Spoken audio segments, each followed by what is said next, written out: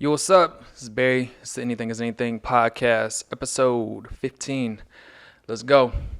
So, what's going on with y'all? How's it going? Summertime. Ooh, summer's here. How y'all feeling? Y'all able to get out and enjoy this amazing weather? Man, by the way, that song, timeless. Like absolutely timeless. Every time you hear it, it takes you right back to the last point that you heard it. It's got that cookout vibes, like just dance. It's just all around feel good music. So summer's here. Hope y'all had a great past weekend. I got a chance to enjoy my daughter's seventh birthday. This was a huge thing. You know, my baby turned 7, so I planned this birthday party for her. She had her friends and her cousins over, and it was just such an amazing time. Like everyone's just having very deep conversations about what's happening in the world right now. Drinks are pouring. I drank an excessive amount of tequila and was just so proud of my baby and just like loved on her. And I'm just so proud of everything that she's been able to do. So her birthday party was this past weekend, but her actual birthday was on Monday. And what's really interesting about that is 7 years ago, she was born on a supermoon, which was just a really fascinating experience because we didn't think that she would be here at that point. But whenever that gravitational pull came in, it was like, boom, very, very, very quick labor, like not even an hour long. That moon was there and was like, all right, it's time for this big girl to come into the world. So on Monday, we continued celebration, but it was just low key vibes. And at the end of the night, I'm scrolling through the gram and I saw an image that said on this day, her birthday, that the current retrogrades are Mercury, Venus, Jupiter, and Pluto. And I don't even know how to interpret that. Like, that's a lot of planets in retrograde, and space is just so far away, and our understanding of it is just so minuscule that all I could interpret it as there's a lot of energetic shifts that are happening. And that's evident in what's going on around us, how I'm responding to it, and how you are responding to it. So that made me, as most little things do, start to go down this whole rabbit hole of zodiac. And like, I know for people, like zodiac signs are a really, really, really, really huge thing. So it's one of those things like, even think about that big line. It's like, it's like, what's your name? What's your sign? And it's like one of those things that can play such a critical role in the development of people with other people. You got certain people that are like, yo, if you're like a Leo or a Cancer, I can't be with you. I'm only like set up to be with Sagittarius and Pisces. It plays like a huge role. And some people are very heavily into daily horoscopes and everything else. So I was thinking about that in the context of summer and summer solstice, which again is also a very interesting thing because as I've just now realized that like there's very few holidays that are on the same day. We have this continual moving of time, so these holidays end up in different spaces, and that's what the summer solstice is. Like, it's got a 2-day window that can happen between June 20th and June 22nd. And that summer solstice happens here in the northern hemisphere. And of course, the summer solstice happens again in December between December 20th and December 22nd in the southern hemisphere. And again, similar to thinking about how far we are away from space in those retrogrades, it's so hard to understand. I think of it in the same context for the northern and southern hemisphere. So what that means is that here right now, we're going into, the summer, it's kicking off. And at some places, even when it comes to the summer solstice, like in places in Europe, they consider this to be midsummer. So it's in constant movement. But if you go to Australia, in certain parts of Africa, in December, that's when their summer is. And I've always been a proponent of with astrology after I read this book by Richard Wiseman called Quirkology, that a lot of who someone is made up around what year they were born in the relation to the sun. So in there's this like really amazing chapter that goes very deep into like what your birth says about you. And one of the points that struck me was that people in the northern hemisphere that were born between June, July, and August tend to be some of the most extroverted people, I'm sorry. And that's because, of course, like they're born during a hotter time, so there might be a higher likelihood that their parents, again, this is just we're speaking in general senses, might take them out into the sun, and that you would have a higher likelihood of being around larger groups of people, which would in turn, like you'd grow up just being around people, which would give way to you being more of an outgoing person. And if you flip that over to someone born in the middle of winter, let's just say a Pisces, they are going to be in the middle of winter and it's going to be colder. So it's going to be likely that they're going to be in close quarters with people, which could lead to them potentially being more introverted. So taking that to account, if you flip the whole thing and go down to Australia, where during the winter here in December, it's their summertime. So you flip the whole spectrum, and now people that are born in June, July, August are actually in winter over there. So they end up being some of the most introverted people, and people that are born during the months of December, January, and February, which is their summertime, ends up being people that tend to be more outgoing. This concept to me is just like, because I'm like we tend to put so much stock into this idea of what zodiac is, and like that even just speaks to like time, and then how we view time. And if you think about, the special theory of relativity, and that essentially states that like once you're traveling at the speed of light, that there is no time. And think about that in the context of memory. So I brought up Big, that was talking about like what's your name, what's your sign. I brought up Will Smith, that was singing Summertime. And the really unique thing about memories is that whenever you're remembering something, you're just remembering the last time that you remembered it. And that sounds like loaded, but think about someone that could have potentially passed. So if you think about someone that's passed, like, or let's just say someone that's in high school, you think about the very last moment that you saw that person and where you were at in life in comparison to where they were at in life.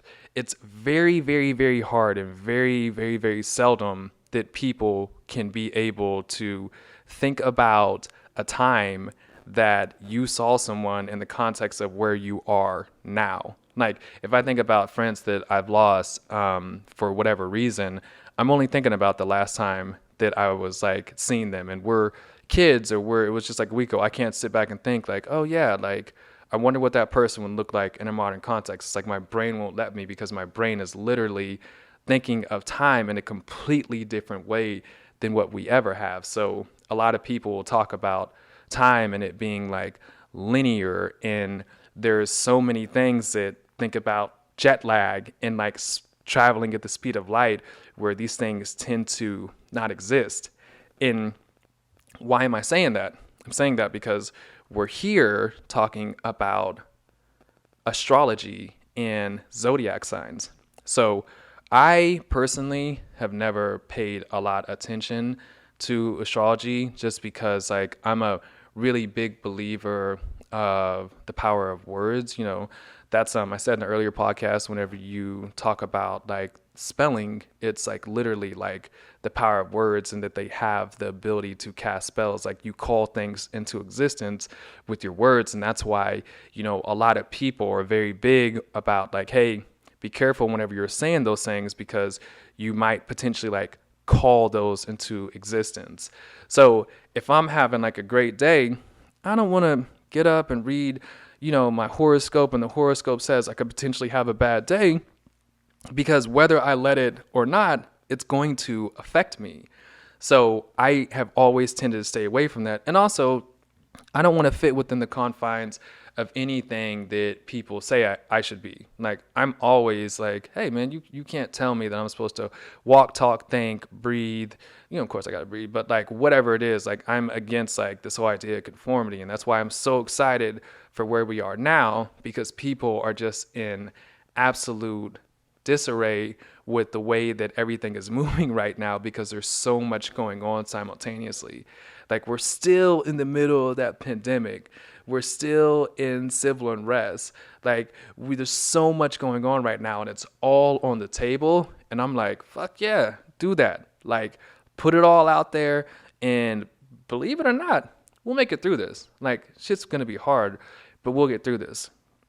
So I have not paid attention to my horoscope at all in my life. I am a Leo, and preparing for this, I came across some really interesting information, but I want to tee this up by like reading what my horoscope says today. So here's what my horoscope is. It says, teamwork is going to be a powerful force in your life today. And it's lucky for you that you'll be dealing with so many people who share your way of looking at life. You can expect a lot of harmony and very little disagreement.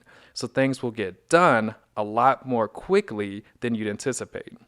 Your productivity will be high, and you'll have a smile on your face all day. So what you should do with your free time at the end of the day is up to you. Celebrate naturally. Blanket statement. Come on, man. They could work for literally anyone on earth. That's why, like, when it comes to a lot of zodiac signs and like astrology, in my personal opinion, because I know y'all gonna kill me because some of y'all like really like live by that, is it's essentially checking boxes on what would be best for you in this moment. Yeah, it's like teamwork's great. Teamwork makes the dream work. So that's great. Because I got people helping me out, it's going to get done faster than I anticipated. That's great. We're in the middle of summer. There's not much happening, so I'm going to have some downtime to be able to chill. That's great. Like, there's nothing that like really like jumped out in the biggest of ways. So I've always just been on zodiac, like, it kind of just is what it is. But then I was doing some digging around, and I got really fucking excited because I found out some other things about zodiac signs and astrology. So given what I talked about earlier, about how time is existent or non-existent, just depending on your view of it, how memories are working, and how your position relative to where you are now versus where you are back then changes. The more interesting thing as it pertains to astrology is how it's just remained stagnant, though it's in space, and space is said to be in constant movement, right? Like literally, like as I speak on this exact platform, we're traveling around on Earth, So I'm sorry, the sun's traveling around us. So if you take that into context and look at like the creation of astrology, I think there's some thoughts that could be had about it. So as it pertains to astrology, it was first introduced around 600 BCE, where there was a 0 point of Aries, which was called the first point of Aries. This constellation Aries encompassed the first 30 degrees of ecliptic from 30 to 60 degrees. And it does that with every point in astrology. So in short, sun spends 30 days in every zodiac sign. That's why, every month that there is in a full calendar year, you map out to be a particular zodiac sign. Taking that into account, and then Earth's rotation, be it the Coriolis effect, or in this case, this idea of precession, you, at the time of this creation in 600 BC, would have not thought about it. But if the Earth is in continual movement around the moon, then on 25,000 year cycle, this wobble will change the point in which we have the equilateral bulge. So what that means is that after 2.5 millennia, that constant shift, because again, we're in constant movement, whether like you know it or not. I thought, just sidebar, I was watching this, like, you can just tell I'm like kind of everywhere with this, but like it's so fucking crazy. I love it so much. So just like vibe out with me. But I was watching this documentary on Netflix, and I can't remember the exact name of it, and I feel bad about the fact that I can't remember the exact name of it at this point, but it had to deal with the body having the ability to heal itself. And again, like my entire life, I've been like a collector of like language and like a collector of like where I just love it. And this person that was on this documentary made this point that like snapped me into attention. He said that if you look at human DNA, our cells, our atoms under a microscope, and of course like you got to zoom in by thousands and thousands of percentages, then you see a large amount of space between our atoms, and that our atoms aren't actually like as bound up into a ball, which of course like helps to develop our like protein matter, bone matter, skin matter, exactly who we are. So in that view, we're literally just all walking celestials. Like we're all walking piles of stardust. And just thinking that was just like, damn, this is like nuts to me. So going back to this whole idea of matter and things moving around the moon.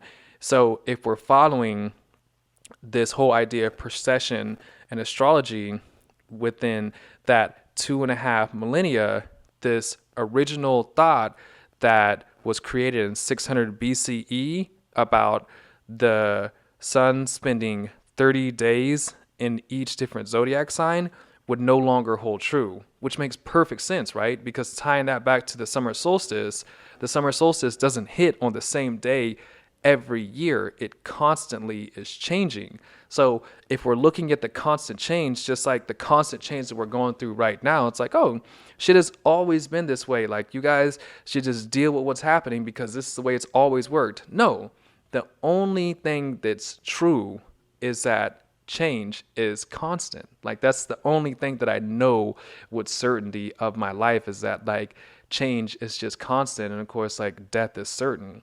So taking that into account, if we look at that past 2.5 millennia, that would mean that the intersection point for that celestial equator has moved by 36 degrees and is almost 1/10 of the way around. And that just means that we've gone a full month for what your zodiac sign would be. Listen to that. That means that like for those people that have held on to this notion that I through and through am a Taurus, or I through and through, like I got such hard Cancer vibes, it's not true at all. That would essentially mean that if you've gone a whole month, that in that case, you've gone back a sign. So sit on that you could have gone back an entire sign, and take that into account in your life, the people that you are around, that you know their zodiac sign and are like, you get along with them because of their sign. Take that back a month and then see how much of this holds true. So as a Leo, if I was following the precession of astrology, I would no longer be a Leo, which I found this out at like literally 3 o'clock this morning. I'm just a nut, man. I was up reading about this at 3 o'clock in the morning, like trying to figure out everything about astrology. It just going down a rabbit hole, getting ready to deliver this to y'all. So I would no longer be a Leo. I would actually be a Cancer, just like my daughter. So I read, and that would, like, of course, like my daughter wouldn't be a Cancer anymore. She'd now be a Gemini.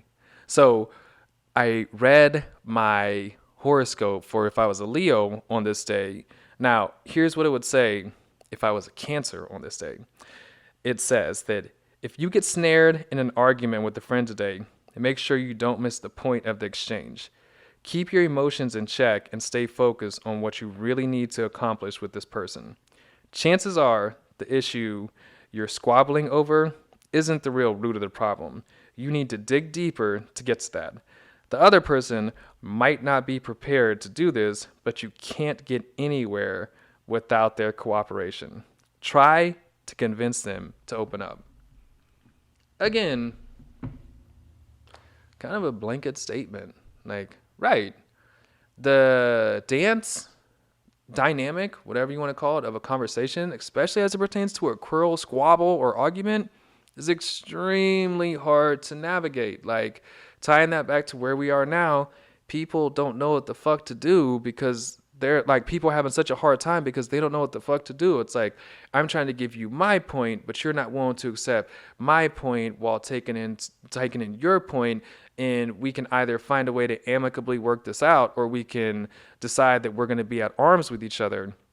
And that's why I think it's just such disarray right now, because everything that we like knew to be true really historically is kind of getting put on the forefront of like, everything is up for question now. And me personally, I fucking love that. I love when everything's up for question, because I think for me personally, like this whole notion of, hey, whenever you're in conversation with people, you shouldn't talk about politics, sex, or religion, and in most cases even race. Like, that wasn't said, but of course, like, it was race. So I'm like, wait, you're telling me the thing that people know most intimately about themselves, and it's like could be tied to the makeup of them if they partake in any of those four. I mean, most of them they have to, but politics and religion could be separate. But I'm not supposed to talk to them about that. That seems like the thing that would help people to connect and would propel us forward. But I'm supposed to put that to the wayside and talk about the fucking rain? No, man. Like, let's have those fucking difficult conversations and go into it knowing that we may not come to a sense of understanding, but I am gonna like be able to like take your point into account and be like, well, I see what you did there. And you know what? Like, we don't have to agree, but like, I accept that like you're speaking your truth. So I thought that was just like a really crazy thing.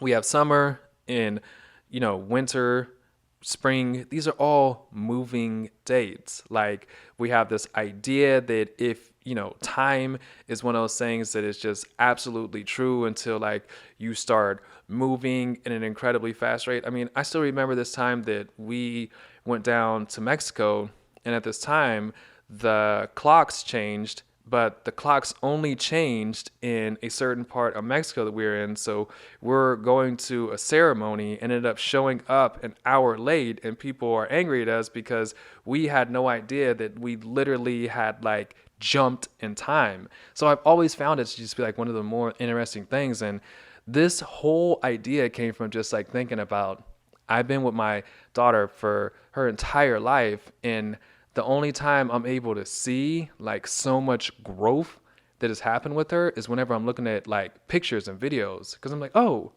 your whole voice has changed now. Like, you are so much taller. Like, you know so much more now than like it appears that you knew like a week ago. So it's just such a beautiful thing. And I took that and was like, let me figure out how our place as individuals plays a part in the greater good of the entire universe. And if we're in constant motion as we know we are to be true, because we literally are, in movement, you can't take into account that this idea of astrology would just be stagnant. It would say that, like, once you get to space, everything could essentially stop, which is interesting. So you have to say, if we're counting to 600 BCE, 2.5 millennia later, that what we know to be our zodiac signs have moved. So take that in, go in, look at your sign, and look at the sign that came before you, because that would be where you are now. And the communities around you, or people, like, however much that plays a part. And just, I don't know, does it do anything? It might, or it might not. But I thought it was fucking crazy. Time is just it's such a crazy thing. It's like, even thinking about going into those float chambers that are there, are all around, that pops up right now. Sensory deprivation is a really interesting thing. So I remember getting in one of those sensory deprivation things, and I really try not to follow life by a clock. Like, it's disturbing and it gives me anxiety. Never in my life have I used an alarm clock. I personally think it is like one of the worst ways to wake up, because I am literally like getting snapped out of the rest that I always need, that I never get. And the screeching alarm just gives me anxiety. So I put it into my brain to say, like, hey, get up a few hours before you have to do anything, so that, like, you are taking this notion of time and putting it in your hands. And that's why, those, 4, 3, 5 o'clock in the morning are like, that's like my sweet spot, because, like, I'm just like chill, and I just feel like the universe, whenever it's just so dark and I can't even see 5 feet out of my house, I feel like the universe is like at its most active time, but shit just seems so still. So I think time is just such a crazy thing. It's very easy for you to lose sense of time, because you're literally, like, your body's rebelling through its, like, natural circadian cycles are rebelling against, like, this thing that, like, is telling you that you have to, like, follow it. It's like the 24 hours in a day. So again, kind of a loaded concept, but makes sense to me. But I'm not a sensible person. But yeah, what a time, right? That's gonna do. I like this. I'm really excited about it. It's something I really care about. And if, like, you were here with me right now, we would be drinking whiskey and talking about this for tequila, and having a very, very, very long conversation about it, because these are things that within like a 29-minute time you can't be able to encompass entirely. But think about that, astrology. That being said, I am Barry Johnson, and this is the Anything is Anything podcast, episode 15, about the precession of astrology. Sit back with it, all my Leo/Cancers, my Cancer/Geminis, and everything else. And I'm going to check in with y'all next week. Happy summer. Get out. Enjoy it. Shit's lifting up right now, so y'all should be doing y'all thing outside. Sun's out, buns out. I'm going to check in with y'all next week. Peace, peace, peace.